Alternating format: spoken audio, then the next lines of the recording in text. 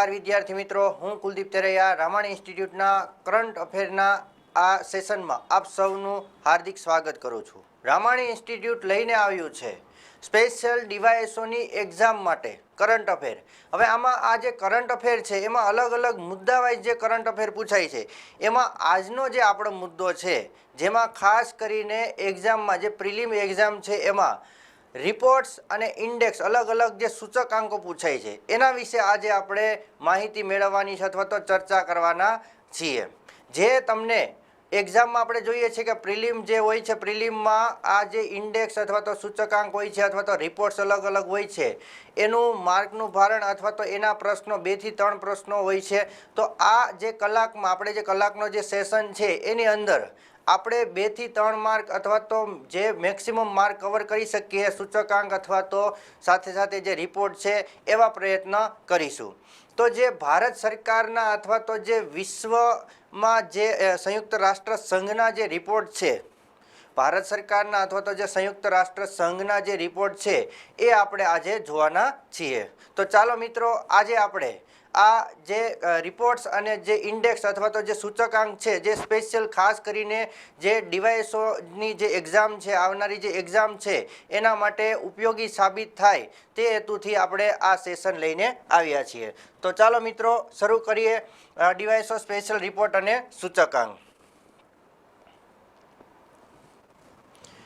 तो एमां पेलो वेलो जे रिपोर्ट छे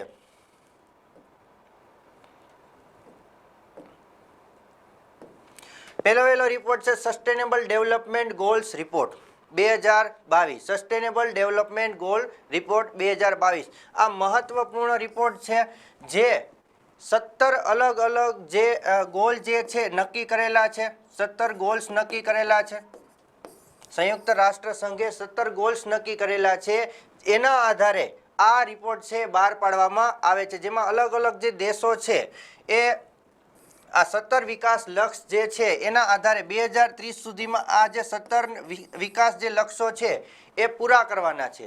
तो एनो विकास क्यां सुधी पहोंच्यो अथवा तो आ विकास जे 17 लक्ष्यो छे एनुं कामकाज क्यां सुधी पूरुं थयुं जे ते देशमां अथवा तो केटला एने गोल पूरा करेला छे।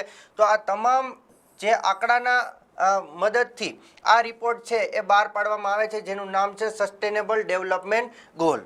हवे आपणे जोईए के एमां क्या क्या जे मुद्दाओ छे ए छे तो पहेला वेला तो छे नहीवत गरीबी, पछी छे शून्य भूखमरो, सारुं स्वास्थ्य अने सुखाकारी, गुणवत्तायुक्त शिक्षण, लिंग समानता, स्वच्छ पाणी अने स्वच्छता, सस्तुं अने स्वच्छ ऊर्जा, योग्य कार्य अने आर्थिक वृद्धि, उद्योग, नवीनता अने इन्फ्रास्ट्रक्चर, असमानतामां घटाडो, टकाऊ शहेरों ने समुदायों, जवाबदार वपराश एटले के ऊर्जानो वपराश अने उत्पादन जे संसाधनों छे एनो योग्य वपराश, आबोहवा छे जे छे एमां प्रदूषण छे एटले के आबोहवा परिवर्तन थाय छे एमां केवी रीते एने प्रक्रिया शुं कोई कार्यो करेला छे, पाणीनी नीचे जीवन एटले के जे समुद्री जीवन छे अथवा तो जे जळचर जे प्राणीओ छे एना माटे केवा कार्यो थयेला छे।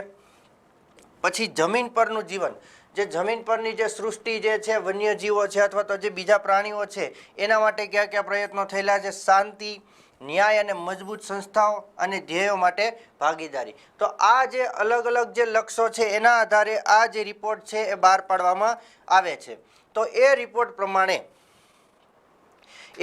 प्रमाणे आपणे क्रम जोईए अलग अलग देशोना। तो पहला नंबरे क्यो देश रह्यो छे तो के पहला नंबरे छे फिनलैंड जे 86.51 ना स्कोर साथे केटलामा नंबरे छे पहला नंबरे छे। बीजा नंबरे कोण छे तो के बीजा नंबरे छे डेनमार्क जे 85.63 ना स्कोर साथे बीजा नंबरे छे। स्वीडन छे त्रीजा नंबरे छे 85.19 ना स्कोर साथे अने चौथा नंबरे छे नॉर्वे जे 82.35 ना स्कोर साथे चौथा नंबरे छे। એટલે આ ખાસ યાદ રાખજો સસ્ટેનેબલ ડેવલપમેન્ટ ગોલ્સમાં પ્રથમ નંબર કે તો પ્રથમ નંબરે કોણ છે તો કે ફિનલેન્ડ છે। મોટા ભાગે આવી રીતે પૂછતા હોય છે પ્રથમ નંબર કોનો છે અથવા તો ભારતનો ક્રમ કેટલામો છે તો ભારતનો ક્રમ કેટલામો છે આમાં તો કે ભારતનો ક્રમ સસ્ટેનેબલ ડેવલપમેન્ટ ગોલ तो सस्टेनेबल डेवलपमेंट गोल में भारत नो क्रमांक है 121मो 60.32 ना क्रमांक साथे अथवा तो स्कोर साथे केटलामो क्रम है तो कि 121मो स्कोर है।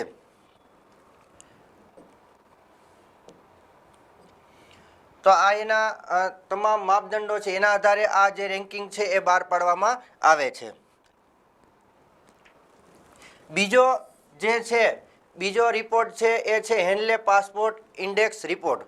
હવે આ રિપોર્ટ શેના આધારે બહાર પાડવામાં આવે છે તો કે જે તે દેશ છે એનો પાસપોર્ટ કેટલા દેશોમાં ચાલે છે અથવા તો સ્વીકાર્ય છે, કેટલા દેશોમાં સ્વીકાર્ય છે આ પાસપોર્ટ. તો એના આધારે આ જે પાસપોર્ટ ઇન્ડેક્સ છે અથવા તો હેનલે પાસપોર્ટ ઇન્ડેક્સ રિપોર્ટ જે છે એ બહાર પાડવામાં આવે છે. કોના દ્વારા બહાર પાડવામાં આવે છે તો કે ઇન્ટરનેશનલ એર ટ્રાન્સપોર્ટ ઓથોરિટી દ્વારા આ રિપોર્ટ જે છે એ જાહેર કરવામાં આવે છે. હવે એમાં કુલ 112 જે દેશો છે એની યાદી જાહેર કરવામાં આવી હતી. એમાં પ્રથમ નંબરે કોણ રહ્યું છે તો કે પ્રથમ નંબરે જાપાન છે. 193 જે દેશો છે એની માન્યતા એને મળેલી છે. એના પાસપોર્ટની કેટલા દેશોની માન્યતા મળેલી છે તો કે પહેલા નંબરે છે જાપાન, જેને 193 દેશોનો એનો પાસપોર્ટ જે છે, જાપાનનો જે પાસપોર્ટ છે 193 દેશોમાં સ્વીકાર્ય છે. તો આ એ પહેલા નંબરે છે જાપાન. એની સાથે ભારતની વાત કરીએ તો ભારતનો જે પાસપોર્ટ છે 60 દેશોમાં માન્યતા ધરાવે છે. અને એની સાથે કુલ કેટલામાં ક્રમે છે 112 દેશોમાં તો કે 87માં ક્રમે છે. 60 દેશોની માન્યતા સાથે કેટલામાં ક્રમે છે 87માં ક્રમે છે. એટલે કે 60 દેશોની માન્યતા ધરાવે છે આપણો પાસપોર્ટ છે અને 87માં ક્રમે આપણે છીએ. અને સૌથી છેલ્લા નંબર પર કોણ છે તો કે અફઘાનિસ્તાન, જેને 27 દેશોની માન્યતા મળેલી છે એના પાસપોર્ટને અથવા તો સ્વીકાર્ય છે. અને કેટલામાં ક્રમે છે અફઘાનિસ્તાન તો કે 112માં ક્રમે આવેલો છે. એટલે આમાં ખાસ યાદ રાખજો, હેનલે પાસપોર્ટ જે ઇન્ડેક્સ છે એમાં પહેલા નંબરે કોણ છે તો કે જાપાન છે, જ્યારે ભારત કેટલામાં નંબરે છે તો કે 87માં નંબરે છે. અને છેલ્લા નંબરે કોણ છે તો કે અફઘાનિસ્તાન છેલ્લા નંબરે છે, 112માં નંબરે છે. હવે એના પછી છે બાયો ઇકોનોમી રિપોર્ટ. હવે ખાસ કરીને આપણે જે સિલેબસ છે ડીવાયએસઓનો અથવા તો જે જીપીએસસી ક્લાસ 1-2નો જે સિલેબસ છે એમાં બાયોટેકનોલોજી જે છે એનું પણ મહત્ત્વ ઘણું બધું હોય છે. એટલે એમાંથી પણ ઘણા બધા પ્રશ્નો પૂછે છે અને મોટાભાગના જે કરંટ અફેર ઉપર જ પ્રશ્નો પૂછે છે આ બાયોટેકનોલોજીના આધાર ઉપર. તો આ જે બાયો ઇકોનોમી રિપોર્ટ છે એ જાહેર કરવામાં આવ્યો છે. આ જે રિપોર્ટ છે બાયો ઇકોનોમી રિપોર્ટ તો એ કોના દ્વારા બહાર પાડવામાં આવ્યો છે તો કે આ વિજ્ઞાન અને ટેકનોલોજી મંત્રાલય દ્વારા બહાર પાડવામાં આવેલો છે. કોના દ્વારા? વિજ્ઞાન અને ટેકનોલોજી મંત્રાલય દ્વારા રિપોર્ટ બહાર પાડવામાં આવ્યો છે. હવે આ રિપોર્ટમાં શું કહેવામાં આવ્યું છે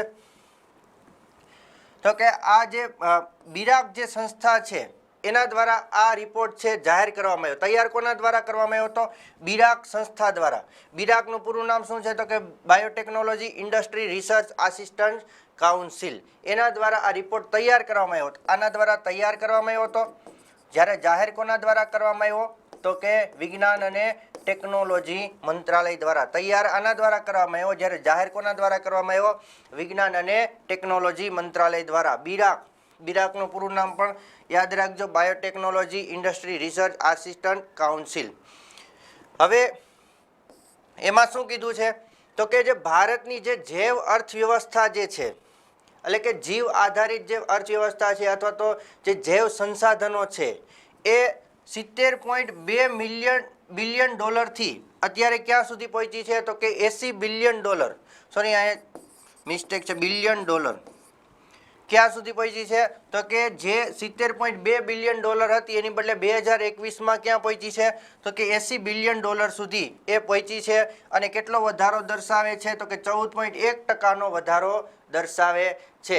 એટલે કદાચ પ્રિલિમમાં એવી રીતે પણ પ્રશ્ન પૂછી શકે કે ભાઈ બાયોટેકનોલોજી અથવા તો જૈવ અર્થવ્યવસ્થા છે એ ભારતમાં આ વર્ષે વધારો નોંધાયો છે. કારણ કે આપણે જોઈએ છીએ કે COVID-19ના કારણે ઘણા બધા જે ઉદ્યોગ છે, ઘણી બધી અર્થવ્યવસ્થામાં ઘટાડો પણ નોંધાયો હતો. પણ આમાં બાયો જે ટેકનોલોજી અથવા તો જે જૈવ અર્થવ્યવસ્થા જે છે એ ઉદ્યોગ છે એમાં શું થયું છે તો કે એમાં વધારો નોંધાયો છે. અને વધારો કેટલો નોંધાયો છે તો કે 14.1%નો વધારો નોંધાયો છે.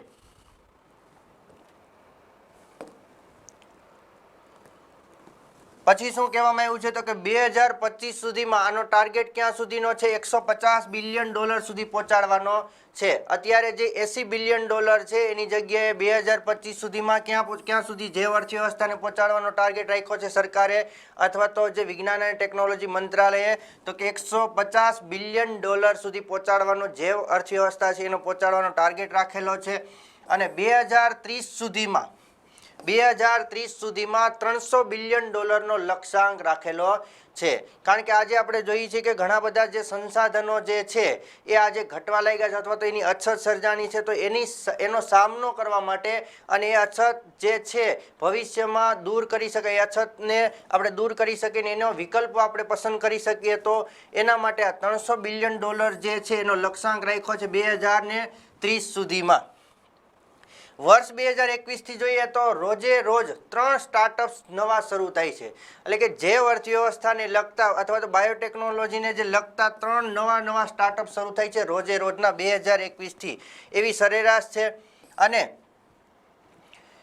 બાયોટેકનોલોજી જે ઉદ્યોગ છે ભારતમાં કેટલા ટકા જે કુલ ઉદ્યોગો છે એમાં કેટલા ટકા હિસ્સો ધરાવે છે, તો કે ભારતના લગભગ 3%. કુલ ઉદ્યોગના કેટલા ટકા હિસ્સો ધરાવે છે, તો કે 3%નો હિસ્સો ધરાવે છે. 3%નો હિસ્સો ધરાવે છે બાયોટેકનોલોજી ઉદ્યોગ. તો આ જે વિજ્ઞાન અને ટેકનોલોજી મંત્રાલય દ્વારા જે જાહેર કરવામાં આવ્યો હતો, જે બિરાક સંસ્થા દ્વારા એ આ રિપોર્ટ છે તૈયાર કરવામાં આવ્યો હતો, જેમાં બાયોટેકનોલોજી વિશે આપણને માહિતી આપવામાં આવેલી છે. એના પછી છે ગ્લોબલ જેન્ડર ગેપ રિપોર્ટ જે છે 2022, એના વિશે આપણે જોઈએ તો આ કોના દ્વારા બહાર પાડવામાં આવ્યો છે, તો કે વર્લ્ડ ઇકોનોમિક્સ ફોરમ દ્વારા આ રિપોર્ટ છે જાહેર કરવામાં આવ્યો છે.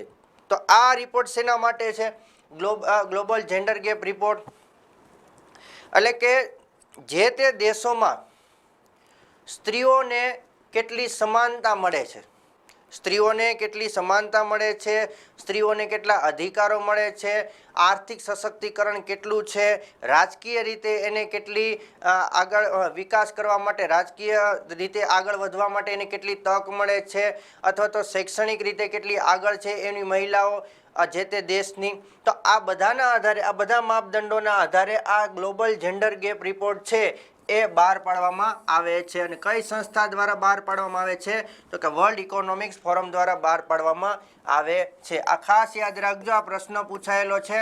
ગ્લોબલ જેન્ડર ગેપ રિપોર્ટ કોના દ્વારા બહાર પાડવામાં આવે છે, તો કોના દ્વારા બહાર પાડવામાં આવે છે, વર્લ્ડ ઇકોનોમિક ફોરમ દ્વારા બહાર પાડવામાં આવે છે. ખાસ યાદ રાખજો. તો એ કયા માપદંડો, તો કે આર્થિક ભાગીદારી અને તક, પછી રાજકીય સશક્તિકરણ કેટલું છે, શૈક્ષણિક તક કેટલી આપવામાં આવે છે, અને આરોગ્ય. 4 માપદંડોના આધારે આ જેન્ડર ગેપ રિપોર્ટ છે એ બહાર પાડવામાં આવે છે. ખાસ યાદ રાખજો, આર્થિક ભાગીદારી, જે અર્થવ્યવસ્થા છે એમાં કેટલો હિસ્સો છે આપણા જે મહિલાઓ છે એનો, રાજકીય સશક્તિકરણ કેટલું છે, શૈક્ષણિક રીતે કેટલી તક પૂરી પાડવામાં આવે છે, અને આરોગ્ય એનું કેવું છે. એના આધારે આ 4 માપદંડોના આધારે આ ગ્લોબલ જેન્ડર ગેપ રિપોર્ટ છે વર્લ્ડ ઇકોનોમિક ફોરમ દ્વારા બહાર પાડવામાં આવે છે. તો એના આપણે આંકડાઓ જોઈએ કે કેવી રીતે છે, અથવા તો કયો દેશ પ્રથમ ક્રમે છે. તો ગ્લોબલ જેન્ડર ગેપ રિપોર્ટમાં પ્રથમ નંબરે છે આઇસલેન્ડ. પ્રથમ નંબરે કયો દેશ છે, તો કે પ્રથમ નંબરે આઇસલેન્ડ છે. બીજા છે ફિનલેન્ડ, જ્યાં મહિલાઓને વધારે આરોગ્ય સારું રહે છે, અથવા તો આરોગ્ય સારું છે, રાજકીય રીતે એને વધારે તક મળેલી છે, શૈક્ષણિક રીતે વધારે એ સાક્ષર છે અથવા તો એને તક મળેલી છે. તો આવી રીતે એના માપદંડોને આધારે પહેલા નંબરે કોણ છે, આઇસલેન્ડ છે, બીજા નંબરે ફિનલેન્ડ છે, ત્રીજા નંબરે કોણ છે, નોર્વે છે. હવે આપણી આજુબાજુના જે દેશોની વાત કરીએ, આપણે પહેલા 3 દેશો તો જોયા, પણ હવે મહિલા સમાનતામાં આપણે જોઈએ તો મહિલા સમાનતામાં આપણી આજુબાજુના જે દેશો છે એમાં બાંગ્લાદેશ છે એ કેટલામાં સ્થાને છે, બાંગ્લાદેશ છે 71માં સ્થાને છે. જો આમ જોવા જશો તો જે મુસ્લિમ વસ્તી ધરાવતા દેશો છે આમ લગભગ પાછળ છે, અફઘાનિસ્તાન છે અથવા તો પાકિસ્તાન છે, આ બધા દેશો કેવા છે, પાછળ છે. પણ બાંગ્લાદેશ કેવો દેશ છે, તો કે જે આગળ છે, આપણા ભારત અને શ્રીલંકા કરતાં પણ આગળ છે, એટલે કે 71માં ક્રમે છે. ભારતથી તો ક્યાંય આગળ છે, એટલે 71માં નંબરે બાંગ્લાદેશ છે. આપણી બાજુનો બીજો દેશ જોઈએ તો શ્રીલંકા છે, કેટલામાં નંબરે છે તો કે 110મા ક્રમે છે, જે મહિલા સમાનતા આપણી કરતાં સારી એવી દર્શાવે છે. ભારત કેટલામાં ક્રમે છે તો કે ભારત 135મા નંબરે છે. 135મા નંબરે, એટલે કે મહિલાઓનું આરોગ્ય હજી આપણે વધારે ને વધારે સારું કરવાની જરૂર છે. મહિલાઓને રાજકીય રીતે વધારે તક આપવાની જરૂર છે. શિક્ષણમાં પણ સુધારો કરવાની, કે મહિલાઓ વધારે ને વધારે શિક્ષણ મેળવે, સાક્ષર બને, એના માટે પ્રયત્ન કરવાની જરૂર છે. અને આર્થિક રીતે પણ મહિલાઓ આગળ આવે એ માટે હજી ઘણા બધા પ્રયત્ન કરવાની જરૂર છે. એટલા માટે આપણે જે છે કેટલામાં ક્રમે છીએ? 135મા ક્રમે છીએ. અને છેલ્લા નંબરે, સૌથી છેલ્લા નંબરે, એટલે કે 146મા નંબરે કોણ છે તો કે અફઘાનિસ્તાન છે. સૌથી છેલ્લા નંબરે અફઘાનિસ્તાન અને 145મા નંબરે છે પાકિસ્તાન. આ ખાસ યાદ રાખજો, 146 અને 145 નંબરે પાકિસ્તાન, 146 નંબરે અફઘાનિસ્તાન. ભારતની સ્થિતિ પણ હજી કેવી છે? નબળી છે. 135મા નંબરે છે. ભારતની અર્થવ્યવસ્થા ભલે મોટી થઈ ગઈ હોય, 5મા નંબરની મોટી અર્થવ્યવસ્થા બની ગઈ હોય, પરંતુ હજી મહિલાઓની સ્થિતિ કેવી છે તો કે હજી નબળી જ મહિલાઓની સ્થિતિ છે. એટલા માટે હજી આમાં જો આપણે સુધારો કરવો હોય તો મહિલાઓને વધારે ને વધારે પ્રોત્સાહન આપવાની જરૂર છે. અલગ અલગ જે આપણે માપદંડો જોયા એમાં, અને એને જે સ્થિતિમાં સુધારો કરશે તો આપણે આમાંથી આગળ આવીશું.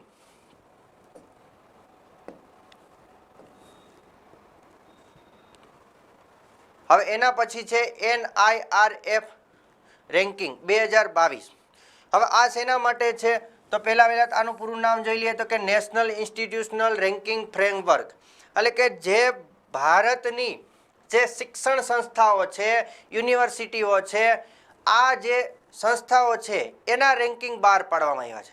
આપણે જોઈએ છે કે ઘણી બધી વાર એક્ઝામમાં આના પણ પ્રશ્ન પૂછે છે કે ભાઈ આ યુનિવર્સિટી છે, આ યુનિવર્સિટી રેન્કિંગમાં પ્રથમ નંબરે કોણ આવેલું છે, આખા ભારતમાં સૌથી શ્રેષ્ઠ યુનિવર્સિટી કોણ બની છે, અથવા તો સૌથી શ્રેષ્ઠ કોલેજ કઈ છે. તો એના આધારે આજે NIRF જે છે, આજે સરકાર વતી જેણે આ રેન્કિંગ બહાર પાડી છે, તો એના અલગ અલગ જે માપદંડો છે, પહેલો તો એનો માપદંડ હતો કે અધ્યાપન, એનું શિક્ષણ કેવું છે, એમાં સંશોધન અને વ્યાવસાયિક અભ્યાસ કેવી રીતે કરાવવામાં આવે છે, અને પ્રોત્સાહન કેટલું આપવામાં આવે છે, સ્નાતક લેવલનું પરિણામ કેવું છે, અને સમાવિષ્ટતા, એટલે કે જે વિદ્યાર્થીઓ છે એની સમાવિષ્ટતા, જે સમાવેશન કરીને કેટલો અભ્યાસ, કેવી રીતે એનો અભ્યાસ કરવામાં આવે છે. તો આ બધાના આધારે, આ 4 માપદંડોના આધારે આ NIRF રેન્કિંગ છે બહાર પાડવામાં આવે છે. તો જોઈએ આપણે કે ભાઈ કઈ કોલેજ, કઈ યુનિવર્સિટી, કઈ જે બીજી સંસ્થાઓ જે છે ભારતની, એ કઈ રીતે આગળ છે. તો પહેલા તો સૌથી શ્રેષ્ઠ શૈક્ષણિક સંસ્થામાં જે છે તો એ કઈ છે તો કે IIT મદ્રાસ. સૌથી શ્રેષ્ઠ શૈક્ષણિક સંસ્થા કઈ છે તો કે IIT મદ્રાસ. સૌથી શ્રેષ્ઠ યુનિવર્સિટી કઈ બની છે તો કે IISc બેંગાલુરુ. કઈ બની છે તો કે યુનિવર્સિટીમાં સૌથી શ્રેષ્ઠ કે તો કઈ છે? IISc બેંગાલુરુ. કોલેજમાં આપણે જોઈએ તો કોલેજ કઈ છે સૌથી શ્રેષ્ઠ તો કે Miranda house college Delhi. Miranda house college Delhi છે એ સૌથી શ્રેષ્ઠ કોલેજ બની છે ભારતની. રિસર્ચ ઇન્સ્ટિટ્યૂટમાં જોઈએ તો કે સૌથી વધારે સંશોધન ક્યાં થયેલું છે તો કે IISc બેંગાલુરુ. IISc બેંગાલુરુ, અથવા તો એનું પૂરું નામ છે Indian institute of science. Indian institute of science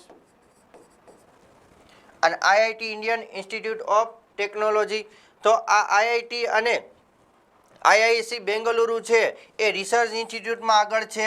engineering કોલેજમાં જોઈએ તો એન્જિનિયરિંગ કોલેજમાં આગળ કોણ છે, સૌથી શ્રેષ્ઠ કોણ છે તો કે IIT મદ્રાસ. અને મેનેજમેન્ટમાં આપણે જોઈએ તો મેનેજમેન્ટમાં ગુજરાતની એકમાત્ર જે સંસ્થા છે કઈ બની છે? IIM અમદાવાદ. જે ગુજરાતની એકમાત્ર સંસ્થા છે કે જે સૌથી શ્રેષ્ઠ સંસ્થા બની છે. ફાર્મસી ઇન્સ્ટિટ્યૂટમાં જોઈએ તો ફાર્મસી ઇન્સ્ટિટ્યૂટમાં, ફાર્મસી એટલે કે જે દવા માટેની જે સંસ્થાઓ છે, અથવા જે આપણે જોઈએ છે કે મેડિકલ લેવલનું જે શિક્ષણ આપે છે, અથવા તો ફાર્મસીનું જે શિક્ષણ આપે છે, તો એ જે ઇન્સ્ટિટ્યૂટ છે એ છે જામિયા હમદર્દ, જે દિલ્હી ખાતે સંસ્થા આવેલી છે.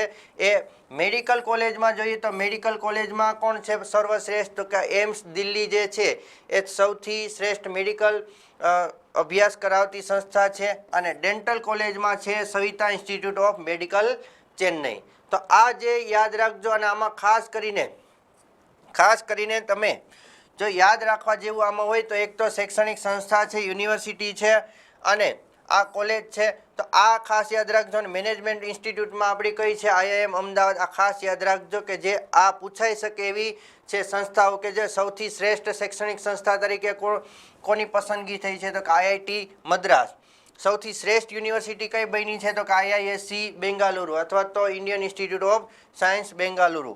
અને મેનેજમેન્ટમાં આપણે જોઈએ તો મેનેજમેન્ટમાં ગુજરાતની એકમાત્ર કઈ છે? તો કે IIM અમદાવાદ. તો એ મેનેજમેન્ટ કોટામાં જે છે સૌથી શ્રેષ્ઠ સંસ્થા બની છે.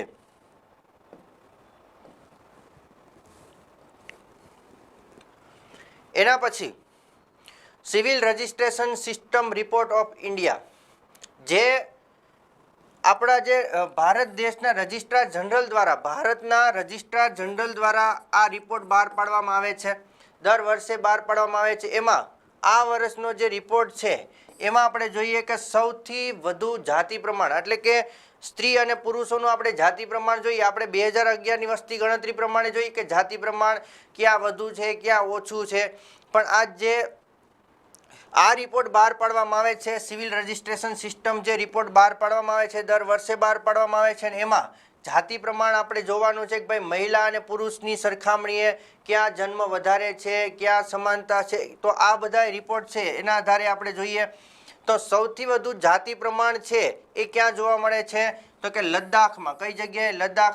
લદ્દાખમાં 1000 પુરુષો કેટલી મહિલાઓ છે? તો કે 1104. ખાસ યાદ રાખજો. સરકારનો રિપોર્ટ છે જે કોના દ્વારા બહાર પાડવામાં આવે છે? રજિસ્ટ્રાર જનરલ દ્વારા. ભારત સરકારના રજિસ્ટ્રાર જનરલ દ્વારા બહાર પાડવામાં આવે છે. એટલા માટે મહત્વનો છે. સૌથી વધુ જાતિ પ્રમાણ જે છે 1000 પુરુષે 1104 મહિલાઓ કઈ જગ્યાએ છે? તો કે લદ્દાખમાં. સૌથી ઓછું જાતિ પ્રમાણ છે તો એ કઈ જગ્યાએ છે, કયા રાજ્યમાં છે? તો કે મણિપુરમાં 880. એટલે કે 1000 પુરુષે કેટલી મહિલાઓ છે? 880. આ રિપોર્ટમાં બીજું પણ એ કહેવામાં આવ્યું છે કે ભાઈ જન્મદરમાં આપણે 2000, અને આ રિપોર્ટ જે છે કયા વર્ષનો છે? તો કે 2020નો છે. ક્યારનો છે? 2020નો.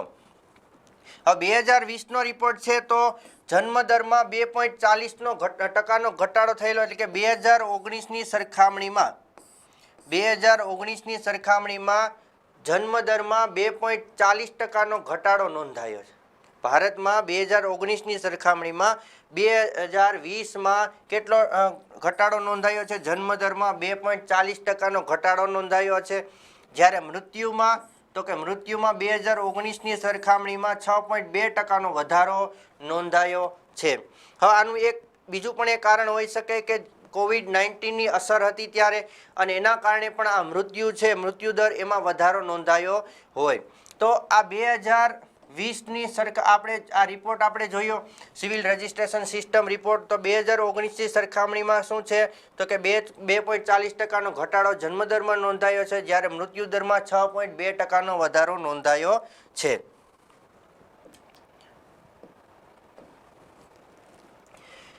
રાજ્ય વાઇઝ આપણે જોઈએ, રાજ્ય અથવા તો કેન્દ્ર શાસિત પ્રદેશો વાઇઝ આપણે જોઈએ તો લદ્દાખ છે એમાં સ્ત્રીઓનું પ્રમાણ કેટલું છે? 1000 પુરુષોએ 1104 મહિલાઓ છે 1000 પુરુષોએ. જ્યારે બીજા નંબર ઉપર કોણ છે? તો કે અરુણાચલ પ્રદેશ. એમાં મહિલાઓનું પ્રમાણ કેટલું છે? તો કે 1011. 1000 પુરુષોએ 1011 મહિલાઓ છે. અને ત્રીજા નંબરે છે અંદમાન નિકોબાર. અંદમાન નિકોબાર છે 984. 1000 પુરુષોએ કેટલી મહિલાઓ છે? 984 મહિલાઓ છે. સૌથી ઓછું જાતિ પ્રમાણ ધરાવતા રાજ્ય, તો એમાં સૌથી ઓછામાં આપણે જોઈએ હવે ખાસ યાદ રાખજો, આવી રીતે ચડતા ક્રમમાં પણ પૂછી શકે અને ઉતરતા ક્રમમાં પણ પૂછી શકે છે. એટલે આ ખાસ યાદ રાખજો. આ રેન્કિંગ વાઇઝ પણ યાદ રાખજો કે સૌથી વધારે જાતિ પ્રમાણ અથવા તો સૌથી વધારે મહિલાઓ ક્યાં છે, તો કે સૌથી વધારે છે લદ્દાખમાં છે, એના પછી આપણે જોઈએ અરુણાચલ પ્રદેશમાં છે ને એના પછી છે અંદમાન નિકોબારમાં. તો એવી જ રીતે અહીંયા સૌથી ઓછામાં આપણે જોઈએ તો સૌથી ઓછી ક્યાં મહિલાઓ છે, તો કે 1000 પુરુષે 880 મહિલાઓ કઈ જગ્યાએ, તો કે મણિપુર ખાતે. બીજા નંબરે કોણ છે, તો કે દાદરા નગર હવેલી અને દીવ અને દમણમાં. દાદરા નગર હવેલી અને દીવ અને દમણમાં 898. છેલ્લેથી બીજા નંબરે કોણ છે, દાદરા નગર હવેલી અને દીવ અને દમણ 898 છે. 1000 પુરુષે 898 મહિલાઓ છે. અને ત્રીજા નંબરે આપણું ગુજરાત છે. ત્રીજા નંબરે છે ગુજરાત 909. 1000 પુરુષોએ 909 મહિલાઓ છે. બહુ ખરાબ પરફોર્મન્સ છે આ ઇન્ડેક્સમાં આપણે જોઈએ ગુજરાતનું. આની પહેલાં હરિયાણા હતું પણ હરિયાણાએ સુધારો કરી લીધો છે. ગુજરાતમાં હજી ઘણો બધો સુધારો કરવાનો બાકી છે. પણ 2019ની દ્રષ્ટિએ આપણે જોઈએ, 2019ની દ્રષ્ટિએ જોઈએ તો 2019માં 901 હતા. 901નું પ્રમાણ હતું કે 1000 પુરુષોએ કેટલી મહિલાઓ હતી, 901. પણ એમાં સુધારો કરીને 8નો સુધારો કરીને અત્યારે આપણે કેટલા કર્યા છે, તો કે 909 જે છે અત્યારે મહિલાઓ છે. 1000 પુરુષોએ કેટલા મહિલાઓ છે, તો કે 909. એટલે આ ખાસ યાદ રાખજો. ગુજરાતમાં 2019ની દ્રષ્ટિએ સુધારો જોવા મળ્યો છે. પણ આમ જોવા જઈએ તો છેલ્લેથી ત્રીજા ક્રમનો રાજ્ય અથવા તો કેન્દ્ર શાસિત પ્રદેશોમાં ક્રમ આવે છે ગુજરાતનો. 909 મહિલાઓ જે છે એ 1000 પુરુષોએ છે.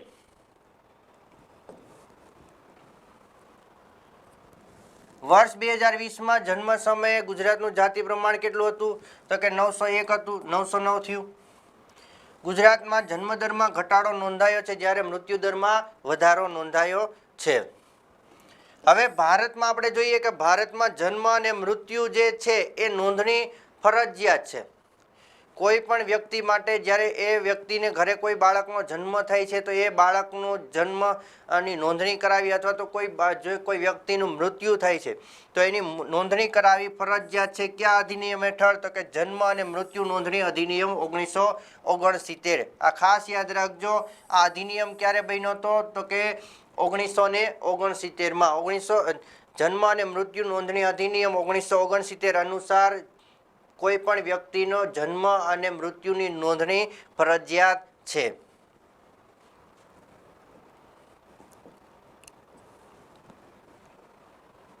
એના પછી છે global innovation index. Global innovation index 2022. એટલે કે કયા દેશોમાં નવા સુધારા કરવામાં આવ્યા છે અથવા સુધારા થયેલા છે, ટેકનોલોજીમાં નવીનતા લાવવામાં આવી છે. તો આના આધારે કઈ સંસ્થા, તો કે સંયુક્ત રાષ્ટ્ર સંઘની આ સંસ્થા છે વર્લ્ડ ઇન્ટેલેક્ચ્યુઅલ પ્રોપર્ટી ઓર્ગેનાઇઝેશન. સંયુક્ત રાષ્ટ્ર સંઘની આ સંસ્થા છે વર્લ્ડ ઇન્ટેલેક્ચ્યુઅલ પ્રોપર્ટી ઓર્ગેનાઇઝેશન એટલે કે વિપો દ્વારા આ જે છે જાહેર કરવામાં આવે છે. આ જે સૂચકાંક છે એ શેના આધારે માપદંડ, કયા માપદંડોના આધારે, તો કે પેટન્ટ, સોફ્ટવેર નો ખર્ચ કેટલો કરવામાં આવે છે, ઉત્પાદન કેટલું કરવામાં આવે છે, નિકાસ કેવી રીતે કરવામાં આવે છે, એના માટે કઈ કઈ ટેકનોલોજીનો ઉપયોગ કરવામાં આવે છે, માળખાકીય સુવિધાઓ છે એના માટે કેવી ટેકનોલોજી ઉપયોગ કરવામાં આવે છે, એના આધારે આ રિપોર્ટ જે છે એ બહાર પાડવામાં આવે છે. હવે આ જે છે આનું વડું મથક ક્યાં આવેલું છે, તો કે આનું વડું મથક આવેલું છે જીનીવા ખાતે. ક્યાં આવેલું છે, જીનીવા ખાતે. જીનીવા સ્વિટ્ઝરલેન્ડ ખાતે આનું વડું મથક આવેલું છે. ખાસ યાદ રાખજો. જે ગ્લોબલ ઇનોવેશન ઇન્ડેક્સ બહાર પાડે છે 2022માં, આપણે જોઈએ કે 2022માં કયા દેશો છે જે ઇનોવેશનમાં આગળ છે. તો પહેલા નંબરે છે, આમાં પણ કોણ છે, પહેલા નંબરે સ્વિટ્ઝરલેન્ડ છે ઇનોવેશન ઇન્ડેક્સમાં. સતત છઠ્ઠી વાર જે છે એ આ પ્રથમ નંબરે રહ્યું છે સ્વિટ્ઝરલેન્ડ. સતત છઠ્ઠી વાર ગ્લોબલ ઇનોવેશન ઇન્ડેક્સમાં પ્રથમ ક્રમે રહ્યું છે. બીજા ક્રમે છે USA. ત્રીજા નંબરે છે સ્વીડન.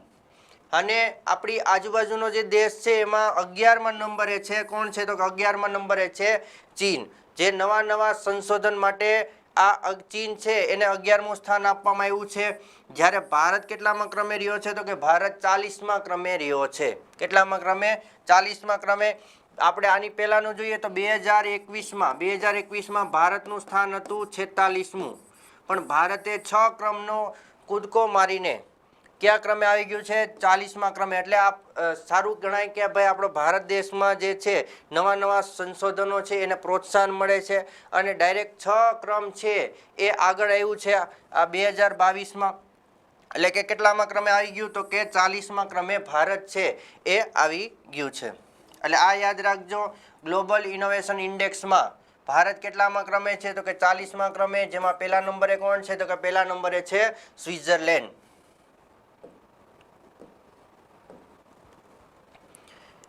એના પછી છે ઇન્ડિયન ટુરિઝમ સ્ટેટિસ્ટિક્સ રિપોર્ટ 2022. હવે આ રિપોર્ટ શેનો છે તો કે આ રિપોર્ટ જે છે એ ભારતમાં પ્રવાસ કેટલા લોકો આવ્યા અથવા તો કેટલો વધારો થયો, કયા રાજ્યમાં સૌથી વધારે પ્રવાસન માટે લોકો આવ્યા અને કયા સ્થળે મુલાકાત સૌથી વધારે લીધી. તો આ ઉદ્દેશથી આ રિપોર્ટ જે છે એ પ્રવાસન મંત્રાલય દ્વારા, ભારતીય પ્રવાસન મંત્રાલય દ્વારા આ રિપોર્ટ છે એ તૈયાર કરવામાં આવ્યો છે. અને કોના દ્વારા જાહેર કરવામાં આવ્યો તો કે આપણા જે રાષ્ટ્રપતિ છે જે જગદીપ ધનકર દ્વારા જે છે આ રિપોર્ટ જાહેર કરવામાં આવ્યો છે. ભારતીય પ્રવાસન મંત્રાલય દ્વારા આ રિપોર્ટ તૈયાર કરવામાં આવ્યો હતો, જ્યારે જગદીપ ધનખર દ્વારા આ રિપોર્ટ છે જાહેર કરવામાં આવ્યો છે. હવે એમાં આ રિપોર્ટ પ્રમાણે સૌથી વધારે પ્રવાસીઓએ કયા રાજ્યની મુલાકાત લીધી તો કે સૌથી વધારે પ્રવાસીઓએ 2021માં, કારણ કે 2022નું તો હજી બાકી છે વર્ષ, એટલે 2021માં પ્રવાસીઓએ સૌથી વધુ કયા રાજ્યની મુલાકાત લીધી તો કે સૌથી વધારે મહારાષ્ટ્રની મુલાકાત લીધી. અને બીજા નંબરે કોણ છે તો કે બીજા નંબરે છે તમિલનાડુ. પહેલા નંબરે કોણ છે? મહારાષ્ટ્ર, અને બીજા નંબરે કોણ છે? તમિલનાડુ. એટલે આ ખાસ યાદ રાખજો, સૌથી વધારે મુલાકાત જો કોઈ પ્રવાસીઓએ લીધી હોય તો એ કયા રાજ્યની છે તો કે મહારાષ્ટ્રની, જ્યારે બીજા નંબરે કોણ છે તો કે બીજા નંબરે છે તમિલનાડુ. એટલે આ બે રાજ્ય ખાસ યાદ રાખજો. સૌથી વધુ કોઈ સ્થળની મુલાકાત લેવાની હોય તો એ કયા સ્થળની છે તો કે સૌથી વધુ છે તાજમહેલની મુલાકાત લેવાની છે સૌથી વધુ. બીજા નંબરે છે લાલ કિલ્લો અને ત્રીજા નંબરે છે કુતુબ મિનાર. આ 3 સ્થળો છે કે જ્યાંની મુલાકાત સૌથી વધારે લેવાની છે, એટલે કે પ્રવાસીઓ સૌથી વધારે આ સ્થળોની મુલાકાત લીધી છે. રાજ્યમાં જોઈએ તો રાજ્યમાં કોણ આવશે? મહારાષ્ટ્ર, અને બીજા નંબરે તમિલનાડુ. જ્યારે સૌથી વધુ જે મુલાકાત લીધી હોય કોઈ સ્થળની તો એ કઈ છે? તાજમહેલ સૌથી વધારે, બીજા નંબરે લાલ કિલ્લો અને ત્રીજા નંબરે છે કુતુબ મિનાર. જે આપણે જોઈએ કે સૌથી વધારે કયા દેશના પ્રવાસીઓએ ભારતની મુલાકાત લીધી તો સૌથી વધારે જો મુલાકાત લીધી હોય તો સૌથી વધારે યુએસએના પ્રવાસીઓ હતા, એટલે કે યુએસએના નાગરિકો હતા. બીજા નંબરે છે બાંગ્લાદેશના નાગરિકોએ ભારતની સૌથી વધારે મુલાકાત લીધી, અને ત્રીજા નંબરે છે યુકે એટલે કે યુનાઇટેડ કિંગડમના જે નાગરિકો હતા એણે ભારતની સૌથી વધારે મુલાકાત લેવામાં આ વ્યક્તિઓ હતા. એટલે કે પહેલા નંબરે કોણ છે? યુએસએ, બીજા નંબરે છે બાંગ્લાદેશ અને ત્રીજા નંબરે છે યુકે. આવા રિપોર્ટમાં એમ પણ કહેવામાં આવ્યું છે કે ભાઈ ભારતમાં 2021માં કોવિડ-19ના કારણે 44.5%નો ઘટાડો નોંધાયો છે. આપણે જોઈએ છીએ કે કોવિડ-19ના કારણે પ્રવાસન સ્થળો સાવ ઠપ થઈ ગયા હતા, અથવા તો આપણે જોઈએ છીએ કે ઘણો બધો લોકડાઉનની પણ સમસ્યા, ઘણો બધો આપણે સામનો કર્યો. તો આ જે સમય હતો એ દરમિયાન પ્રવાસન કેવો હતો તો કે સાવ ઓછો થઈ ગયો હતો. તો એના કારણે 2021માં આપણે જોઈએ તો 2021માં પ્રવાસનમાં 44.5%નો ઘટાડો નોંધાયો છે.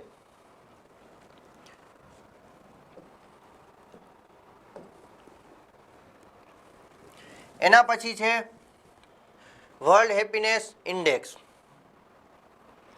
World happiness index. હવે આપણે જોઈએ છે કે આપણે ઘણા બધા અલગ અલગ રિપોર્ટ જોઈએ છે કે જેમાં પેલા જીડીપીના આધારે નક્કી થતું કે ભાઈ કયો દેશ છે એમાં વધારે સમૃદ્ધિ છે, કેટલા લોકો ખુશ છે અથવા તો સુખી છે.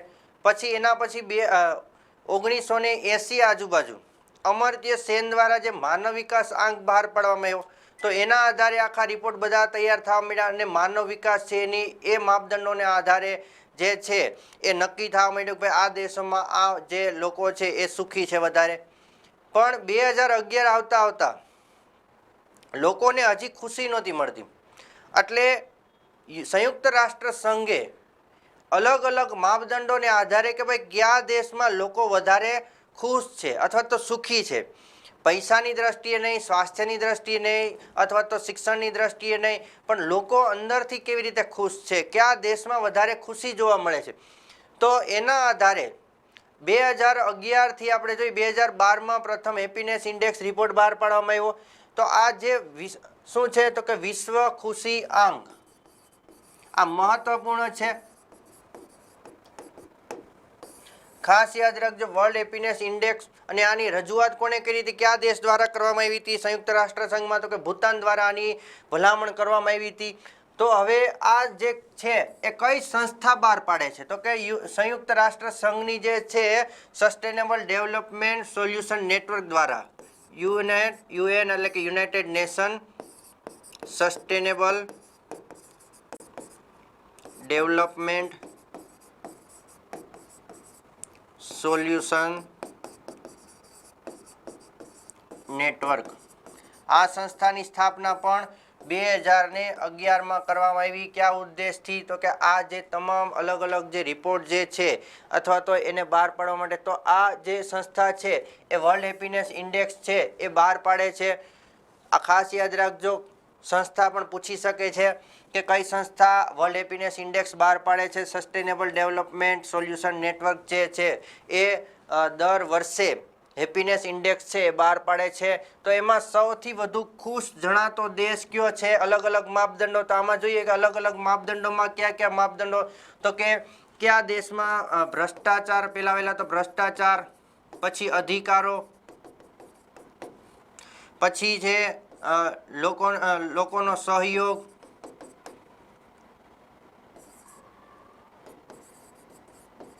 પછી રાજકીય રીતે સમાનતા, સ્વાસ્થ્ય.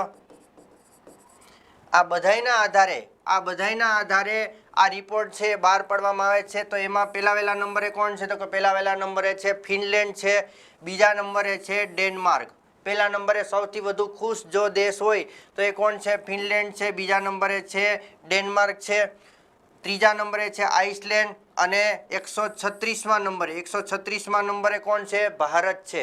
146 દેશોમાંથી ખુશ હોય એવા દેશોની યાદીમાં ભારતનું સ્થાન કેટલામું છે તો કે 136મું. એટલે આપણે આના પરથી એવું જ માનીએ કે ભાઈ ભારતના લોકો વધારે ને વધારે દુઃખી છે, એવું જ થયું ને. 136માં નંબરે એટલે શું થયું કે ભારતના જે લોકો છે એ વધારે દુઃખી છે, અથવા તો ભારતમાં વધારે ને વધારે ભ્રષ્ટાચાર છે, અધિકારો એને નથી મળતા, લોકોનો સહયોગ નથી મળતો.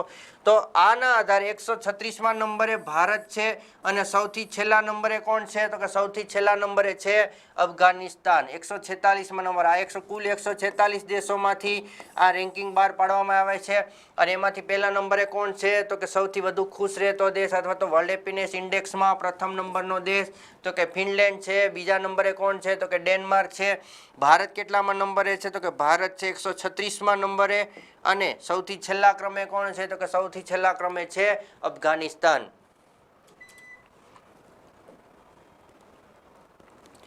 એના પછી છે માનવ વિકાસ અહેવાલ અથવા તો હ્યુમન ડેવલપમેન્ટ રિપોર્ટ. માનવ વિકાસ આંક જે છે એ સૌથી મહત્વપૂર્ણ રિપોર્ટ માનવામાં આવે છે.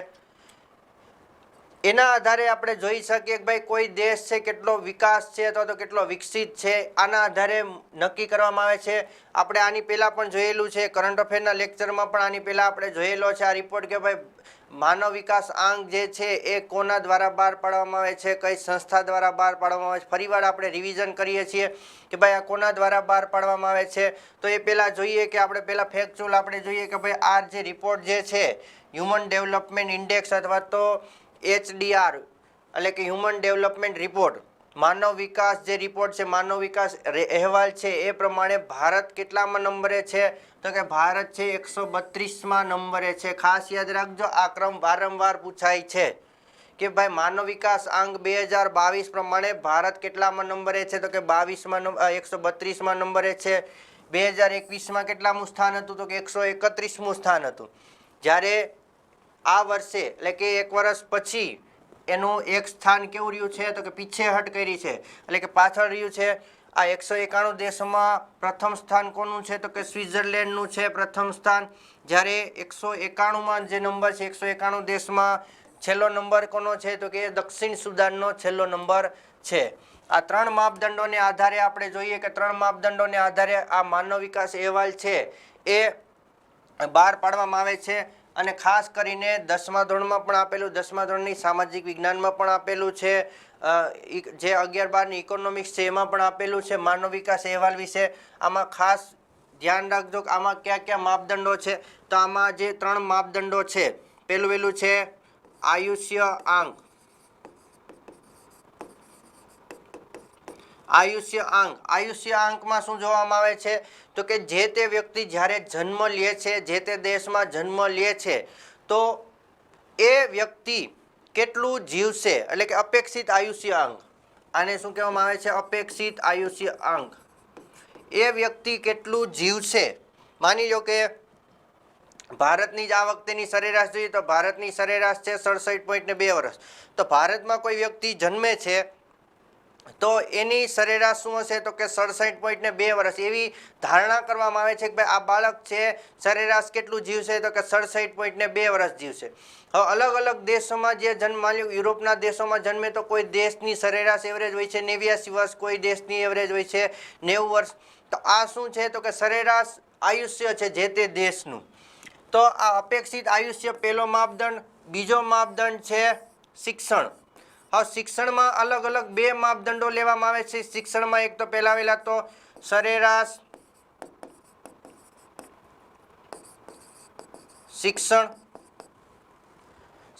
શિક્ષણ, અને બીજું જે છે અપેક્ષિત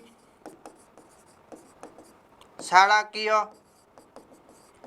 વર્ષો અથવા તો સરેરાશ શાળાકીય વર્ષો.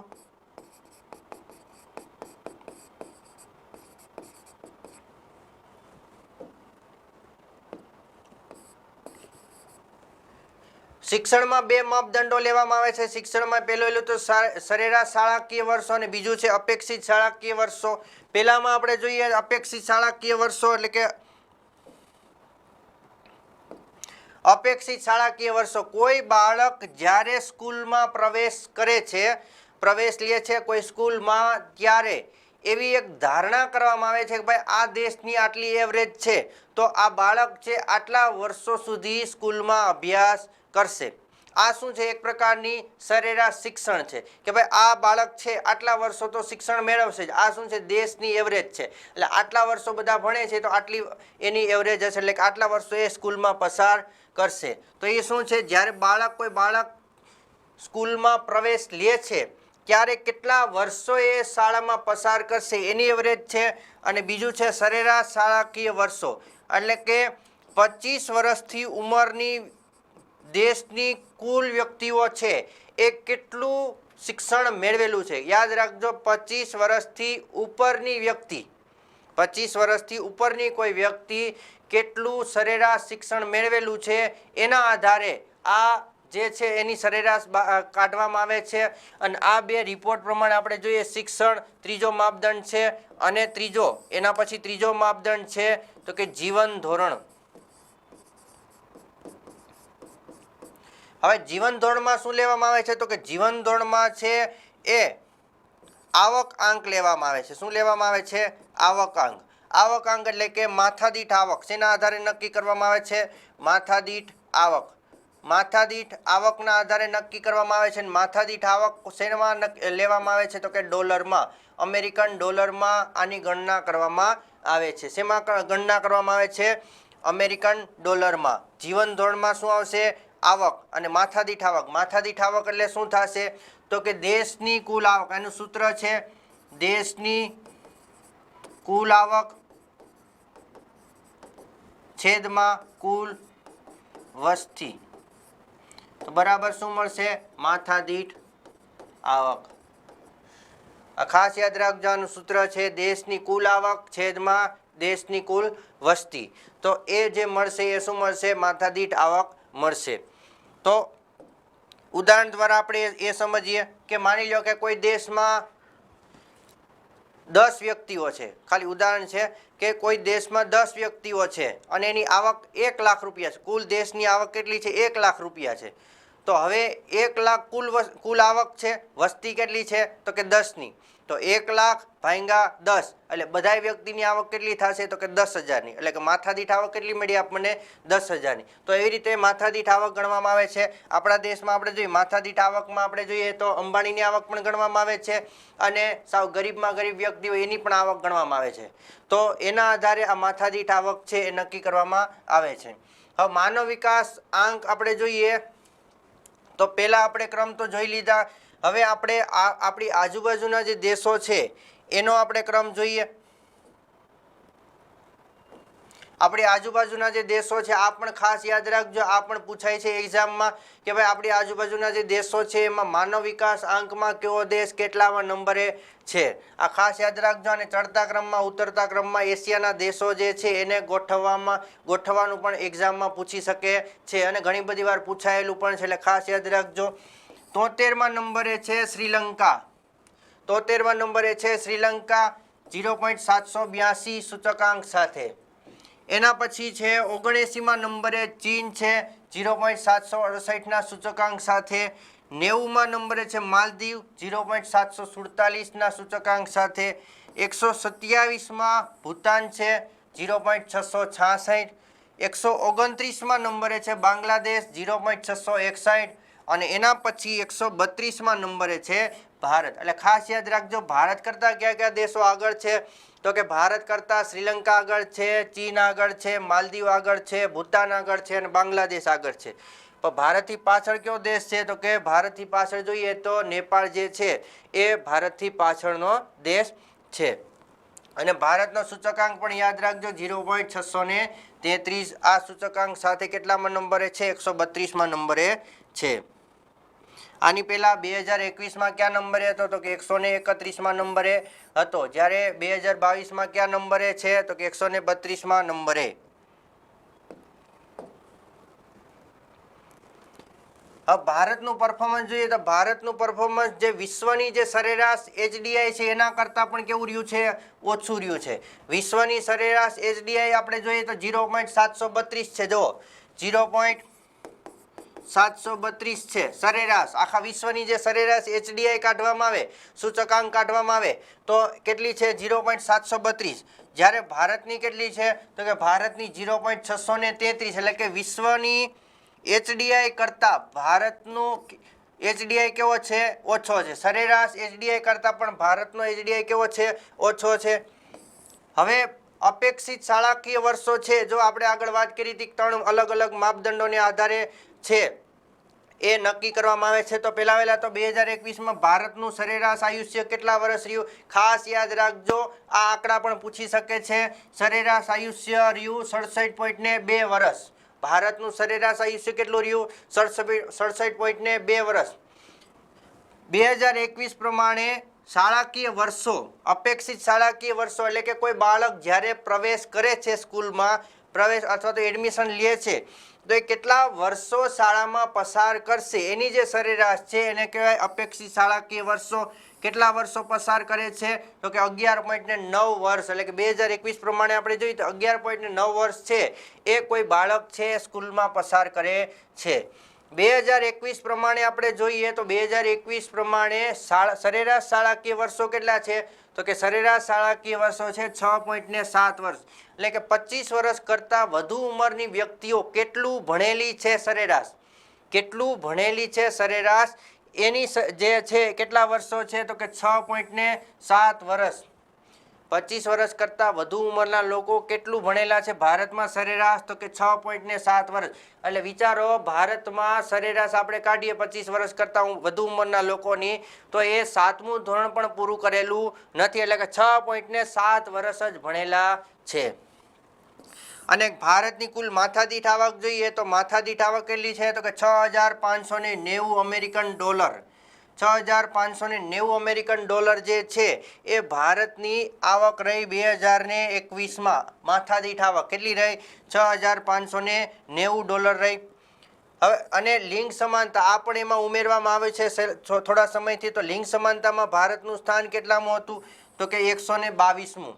122મું સ્થાન હતું. તો આ બધા માપદંડોને આધારે આપણે જોઈ શકીએ કે ભારતનું સ્થાન જે માનવ વિકાસ અહેવાલ છે એમાં કેટલામું રહ્યું છે? તો કે એમાં 132મું સ્થાન રહ્યું છે. તો મિત્રો આપણે આ જે ડિવાઇસો સ્પેશિયલ જે આપણે આ સેશન હતો જેમાં રિપોર્ટ્સ અને ખાસ કરીને જે અલગ અલગ જે સૂચકાંકો છે ભારત સરકારના અને સાથે સાથે છેલ્લા 6 મહિનાના આપણે જોઈએ કે છેલ્લા 6 મહિનાના જે આ રિપોર્ટ છે જે તમારે ડિવાઇસોની એક્ઝામમાં ખૂબ જ ઉપયોગી સાબિત થાય એવા છે. જે ખાસ કરીને આપણે જોઈએ કે ઓક્ટોબર મહિનાના પહેલાંના જે પણ તમામ રિપોર્ટ છે એપ્રિલથી માંડીને ઓક્ટોબર સુધીના જે મહત્ત્વપૂર્ણ જે રિપોર્ટ છે અને આ જે ઇન્ડેક્સ છે એ આપણે આજે જોયા. હવે આમાંથી કદાચ કંઈ પ્રશ્ન આવે અને તમારે વધારે ને વધારે આ જે પ્રશ્નો છે ઉપયોગી સાબિત થાય તો એના માટે આપણે બીજા સેશનમાં પણ આપણે આવા જ અલગ અલગ જે ટોપિક છે કરંટ અફેરના એ લઈને આવશું. તો આ જે આવા અલગ જે ઉપયોગી સાબિત થાય એવું કરંટ અફેરના જે ટોપિક છે એના માટે તમે જોડાયેલા રહો રામાણી ઇન્સ્ટિટ્યૂટ. જો તમને પસંદ આવે તો વધારે ને વધારે શેર કરો અને જેથી કરીને વધારે ને વધારે લોકો સુધી આપણે આ કરંટ અફેરના જે ટોપિક છે એ પહોંચાડી શકીએ. Thank you.